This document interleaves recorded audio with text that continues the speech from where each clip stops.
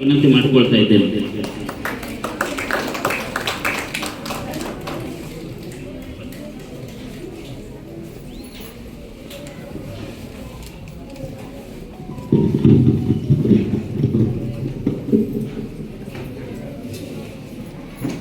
ವೇದಿಕೆ ಮೇಲಿರ್ತಕ್ಕಂತಹ ಗಣ್ಯರಿಗೂ ಮತ್ತು ವೇದಿಕೆ ಮುಂಭಾಗದಲ್ಲಿರ್ತಕ್ಕಂತಹ ಗಣ್ಯರಿಗೂ ನಮಸ್ಕಾರಗಳು. ಈ ದಿನ ಬೆಳ್ಳಕ್ಕಿ ಸಾಲು ಕವನ ಸಂಕಲನ ಲೋಕಾರ್ಪಣೆಗೊಂಡಿದೆ. ಇದು ಅತ್ಯಂತ ನನಗೆ ಒಂದು ಸಂತೋಷಕರವಾದಂತಹ ಸನ್ನಿವೇಶ ಆಗಿದೆ. ಒಂದು ಮಾತು ಹೇಳ್ತಾರೆ, ಸಜ್ಜನರ ಸಂಘ ಹೆಜ್ಜೆಯನ್ನು ಸವಿದಂತೆ. ಆ ಜೇನನ್ನು ಸವಿತಕ್ಕಂಥ ಒಂದು ಸುಸಂದರ್ಭವನ್ನು ಇಲ್ಲಿ ಒದಗಿಸಲಾಗಿದೆ ಅಂತ ಹೇಳ್ತಾ ಸಂತೋಷ ಪಡ್ತಾ, ಈ ಕವನ ಸಂಕಲನವನ್ನು ಬಿಡುಗಡೆ ಮಾಡಬೇಕು ಅಂತ ಹೇಳಿ ನಾನು ಜಿಲ್ಲಾ ಕನ್ನಡ ಸಾಹಿತ್ಯ ಪರಿಷತ್ತಿನ ಅಧ್ಯಕ್ಷರಾಗಿರ್ತಕ್ಕಂತಹ KM ಶಿವಸ್ವಾಮಿ ಸರ್ ಅವ್ರನ್ನ ಕೇಳ್ತಾ ಇದ್ದೆ. ಅವರು ಆಯ್ತು ಮೇಡಮ್ ಅಂತ ತುಂಬ ಪ್ರೋತ್ಸಾಹ ಕೊಟ್ಬಿಟ್ಟು ಈ ಕಾರ್ಯಕ್ರಮವನ್ನು ಅತ್ಯಂತ ಯಶಸ್ವಿಯಾಗಿ ನಿರ್ವಹಿಸಿದ್ದಾರೆ. ಅವ್ರಿಗೆ ಎಲ್ಲ ಪ್ರತಿಯೊಬ್ಬ ಸಾಹಿತಿಗೂ ಕೂಡ, ಕವಿಗಳಿಗೆ ಈ ರೀತಿಯ ಒಂದು ಪ್ರೋತ್ಸಾಹ ಅತ್ಯವಶ್ಯಕ ಆಗಿದೆ ಅಂತ ಹೇಳ್ಬೋದು. ಅಂಥ ಒಂದು ಬೆಂಬಲವನ್ನು, ಸಹಕಾರವನ್ನು ಮತ್ತು ಪ್ರೋತ್ಸಾಹವನ್ನು KM ಶಿವಸ್ವಾಮಿ ಸರ್ ಅವರು ಒದಗಿಸಿಕೊಟ್ಟಿದ್ದಾರೆ. ಅವರಿಗೆ ನಾನು ಹೃತ್ಪೂರ್ವಕವಾದಂಥ ಧನ್ಯವಾದಗಳನ್ನು ಹೇಳೋದಕ್ಕೆ. ಮತ್ತು ನಮ್ಮ ಒಂದು ಸಾಹಿತ್ಯಿಕ ಶಕ್ತಿ ಅಂತ ಹೇಳ್ಬೋದು. ಯಾರು ಅಂದರೆ ಈ ಪುಸ್ತಕವನ್ನು, ಕವನ ಸಂಕಲನವನ್ನು ಬಿಡುಗಡೆ ಮಾಡಿ ಅದ್ರ ಬಗ್ಗೆ ತುಂಬ ಚೆನ್ನಾಗಿ ಮಾತಾಡಿದ್ದಾರೆ. ಮತ್ತು ಇದು ಏನಾಗುತ್ತೆ ಅಂದರೆ ನಿಮಗೆ ಒಂದು ಅಪೂರ್ವವಾದ ಜ್ಞಾನ ಸಿಗುತ್ತೆ. ಅವರು ತುಂಬ ಹಿರಿಯರು, ಅಗಾಧವಾದ ಸಾರಸ್ವತ ಶಕ್ತಿಯನ್ನು ಹೊಂದಿರತಕ್ಕಂಥವ್ರು. ಅವ್ರ ಮಾತುಗಳನ್ನು ಕೇಳಿ ನೀವು ಇಷ್ಟು ಚಿಕ್ಕ ವಯಸ್ಸಿಗೆ ಅಷ್ಟೆಲ್ಲ ಸಾರವನ್ನು ಗ್ರಹಿಸ್ಕೊಂಡು ಅದನ್ನು ನಿಮ್ಮ ಬೆಳವಣಿಗೆಗೆ ನೀವು ಉಪಯೋಗಿಸ್ಕೋಬೇಕು. ಈ ಅವರಿಗೆ ಶ್ರೀಯುತ ಡಾಕ್ಟರ್ B ರಾಜಶೇಖರ ಸರ್ ಅವರು ಇತಿಹಾಸ ಸಂಶೋಧಕರು.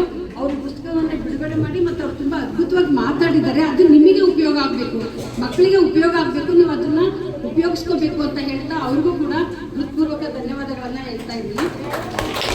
ಮತ್ತು ಶರಣ ಸಾಹಿತ್ಯ ಪರಿಷತ್ತಿನ ಅಧ್ಯಕ್ಷರಾಗಿರ್ತಕ್ಕಂತಹ ಡಾಕ್ಟರ್ KM ವೀರೇಶ್ ರವರು ಜಿಲ್ಲಾಧ್ಯಕ್ಷರು.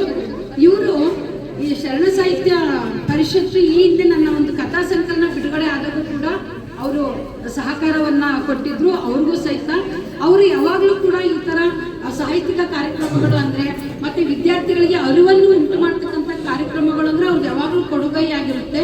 ಅವರ ಬೆಂಬಲ ಸಹ ಹೀಗೆ ಇರಲಿ ಅಂತ ಹೇಳ್ತಾ ಅವ್ರಿಗೂ ಸಹ ಹೃತ್ಪೂರ್ವಕ ಧನ್ಯವಾದಗಳನ್ನು ಹೇಳ್ತಾ ಇದ್ದೀನಿ. ನಂತರ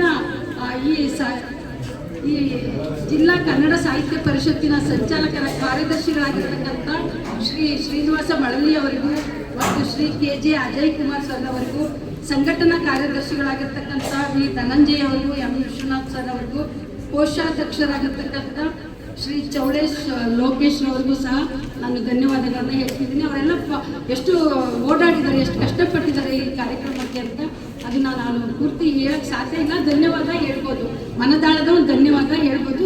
ಅದಕ್ಕಿಂತ ಹೆಚ್ಚಿನದಾದಂಥ ಒಂದು ಭಾವನೆ ನಮ್ಮಲ್ಲಿ ಇದೆ.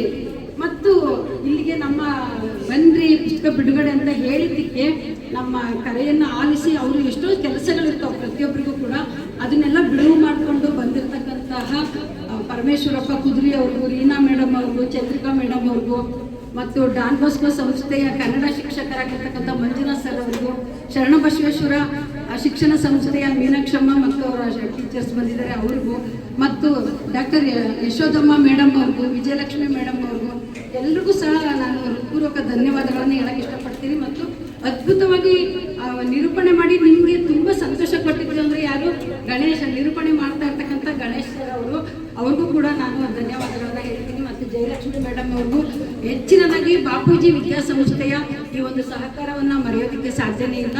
ಅವರೆಲ್ಲರಿಗೂ ಕೂಡ ನಾನು ಹೃತ್ಪೂರ್ವಕವಾದ ಧನ್ಯವಾದಗಳನ್ನು ಹೇಳ್ತಾ ಈಗ ನಿಮ್ಮ ಬಗ್ಗೆ ಮಾತಾಡ್ತಾ ಇದ್ದೀನಿ. ನಾವು ತರಗತಿಯಲ್ಲಿ ಪಾಠ ಮಾಡ್ತೀವಿ, ಬಂದ್ಬಿಡ್ತೀವಿ, ಅಷ್ಟಕ್ಕೆ ನಿಮಗೆ ನಾವೆಲ್ಲ ಮಕ್ಕಳನ್ನ ಅರ್ಥ ಮಾಡ್ಕೊಳ್ಳೋಕೆ ಸಾಧ್ಯ ಇಲ್ಲ. ಹಾಗಾಗಿ ನಾವು ಏನು ಮಾಡಬೇಕು ಅಂದರೆ ಮಕ್ಕಳ ಜೊತೆಗೆ ಇನ್ನೂ ಹೆಚ್ಚಿನ ಒಂದು ಸಂಪರ್ಕವನ್ನು ಅವ್ರನ್ನ ಅರ್ಥ ಮಾಡ್ಕೊಳ್ಳೋದಕ್ಕೆ ಪ್ರಯತ್ನ ಪಡಬೇಕಾಗುತ್ತೆ. ಅದಕ್ಕೆ ನಾನು ಮಾಡ್ತಾ ಇದ್ದಂಥ ಪರಿಹಾರ ಅಂದರೆ, ಮತ್ತು ಈ ಕಾರ್ಯಕ್ರಮಕ್ಕೆ ಉಜ್ಜಿನಪ್ಪ ಸರ್ ಅವರು ಕೂಡ, ಅವ್ರು ನೋಡಿ ಎಷ್ಟು ಹಿರಿಯರು, ಇಷ್ಟು ಆಸಕ್ತಿಯಿಂದ ಬಂದಿದ್ದಾರೆ ಮತ್ತು ಮಾತುಗಳಾಡಿದ್ದಾರೆ. ಇದೆಲ್ಲ ಕೂಡ ನಮಗೆ ತುಂಬ ಪ್ರೇರಕವಾದ ಒಂದು ಸಂದೇಶ ಆಗಿದೆ. ಅವ್ರಿಗೂ ಕೂಡ ನಾನು ಪೂರ್ವಕವಾದ ಧನ್ಯವಾದಗಳನ್ನು ಹೇಳೋಕ್ಕೆ ಇಷ್ಟಪಡ್ತೀನಿ. ಈಗ ನಿಮಗೆ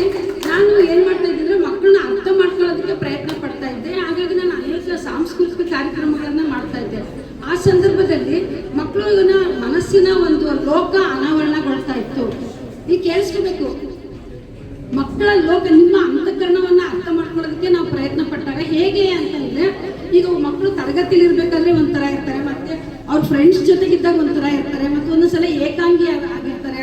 ಆಟ ಆಡ್ಬೇಕಾದ್ರೆ ಅವಾಗೆಲ್ಲ ಗಮನಿಸಿದಾಗ ಅವರಲ್ಲಿರ್ತಕ್ಕಂಥ ಕುಂದುಕೊರತೆಗಳು ನಮ್ಗೆ ಅರ್ಥ ಆಗ್ತಾ ಇತ್ತು, ಅವ್ರ ಮನಸ್ಸು ಅರ್ಥ ಆಗ್ತಾ ಇತ್ತು. ಹೇಗೆ ಅಂದ್ರೆ ಅವ್ರ ಮಕ್ಕಳಿಗೆ ಏನು ಅಂದ್ರೆ, ಈಗ ಪ್ಲೀಸ್ ಕೇಳಿ ನಮ್ಮ ವಯಸ್ಸು ಪದ್ಯದಲ್ಲಿ ಇದೆಯಲ್ಲ, ಗಣಿತ ಅಂದ್ರೆ ಅವ್ರಿಗೆ ಏನೋ ಒಂಥರ, ಮತ್ತೆ ಪರೀಕ್ಷೆ ಅನ್ನೋದು ಅನೇಕ ಮಕ್ಕಳಿಗೆ ಅದು ಕಾಡ್ತಾ ಇರುತ್ತೆ, ಮತ್ತೆ ಕೀಳಿರಿಮೆಗಳು ಇರ್ತಾವ ಮಕ್ಕಳಿಗೆ.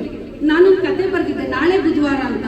ನಮಗೆ ಅಂತ ಒಂದ್ ದಿವಸ ಕಲರ್ ಡ್ರೆಸ್ ಮಕ್ಕಳೆಲ್ಲ ಸಂತೋಷ ಪಡ್ತಾರೆ ಅಂತ ಹೇಳ್ತೀವಿ, ಆದ್ರೆ ಅದೆಷ್ಟೋ ಮಕ್ಕಳಲ್ಲಿ ನಾಳೆ ನಾನು ಯಾವ ಡ್ರೆಸ್ ಹಾಕೋಬೇಕು, ಅದಕ್ಕೆ ಬೇರೆ ಮಕ್ಕಳಿಂದ ನಂಗೆ ಏನ್ ಪ್ರತಿಕ್ರಿಯೆ ಬರುತ್ತೆ, ಅದೇನೋ ಸಂತೋಷವಾಗಿ ಒಂದು ಬಟ್ಟೆ ಹಾಕ ಬಂದಿರುತ್ತೆ, ಅದನ್ನ ಯಾರು ಗಮನಿಸೋದಿಲ್ಲ. ಅವಾಗ ಆ ಮಗು ತುಂಬಾ ಏನೇನೋ ಗುಂಗಿಗೆ ಒಳಗಾಗುತ್ತೆ, ಇದೆಲ್ಲ ಗಮನಿಸಿದೀವಿ.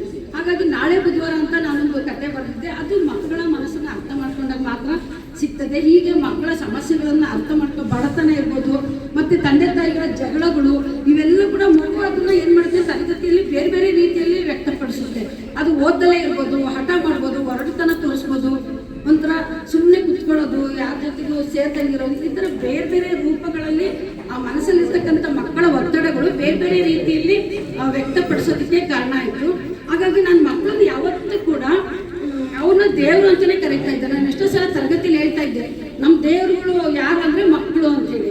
ಯಾಕೆಂದ್ರೆ ನಿಮ್ಮಿಂದ ನಾವು ಕಲಿಯೋದು ತುಂಬಾ ಇರುತ್ತೆ. ನಾವು ಯಾರನ್ನು ಕೂಡ ಅಂಡರ್ ಎಸ್ಟಿಮೇಟ್ ಮಾಡಬಾರ್ದು.